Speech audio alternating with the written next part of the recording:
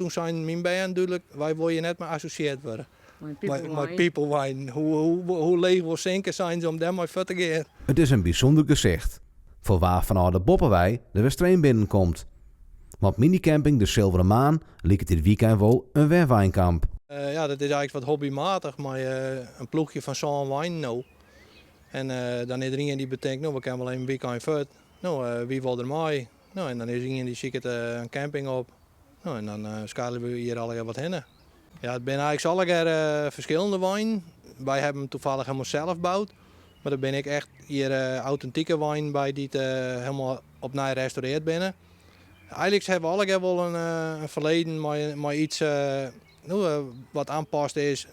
Via droppingen die het een auto voorstellen, die het hem op snelverkeer zetten. Sommigen riemen een trekker. Wij hebben er ook een trekker voor. Brugt en Menno die riemen een Unimog bijvoorbeeld. Het is gewoon ze zijn eigenlijk alle verschillende wijn. Maar het raakvlak is wat hetzelfde. De meeste luxe hebben we bij ons, ja, dat is dan wel.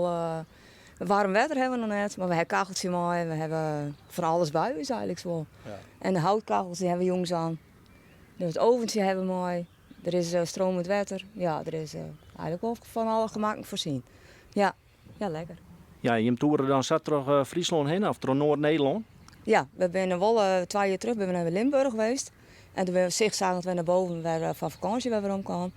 Maar het meeste zitten we in Friesland, Groningen, Drenthe. Het grootste zijn steltjes, er zijn wel een paar die hebben nog jonge band, die nemen ze ook wel mee. Dus dat is wel, die gaan dan wel mee, die kennen alleen nog naar Thuisbloem natuurlijk. Maar de meeste hebben mij hun 12. Ja.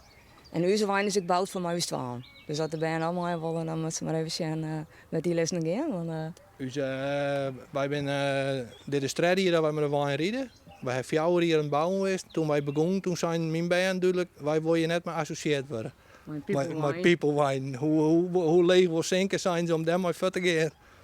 Ja, en op een gegeven moment heel wat bouwen. Toen komt mijn zoon ik een keer bij me. Hij zegt, Wesley heb ik eigenlijk. Ik zei, maar doe ik iets helemaal niet mee. Want ik zei, je moet er net mee associeerd worden.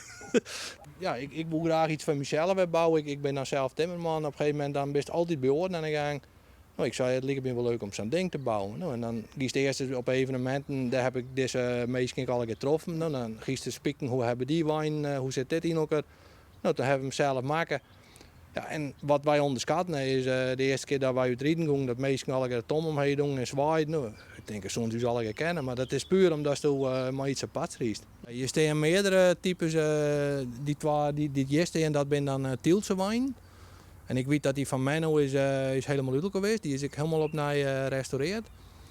En dan terug Menno zelf. Ja, ja. Die van Brug, dat is volgens mij echt een circuswijn geweest. Dat is echt een reizige wijn. En dan hiest ik nou weer gewoon voor een gewoon kamper. Daar ben ik nou weer verschillende wijnen in.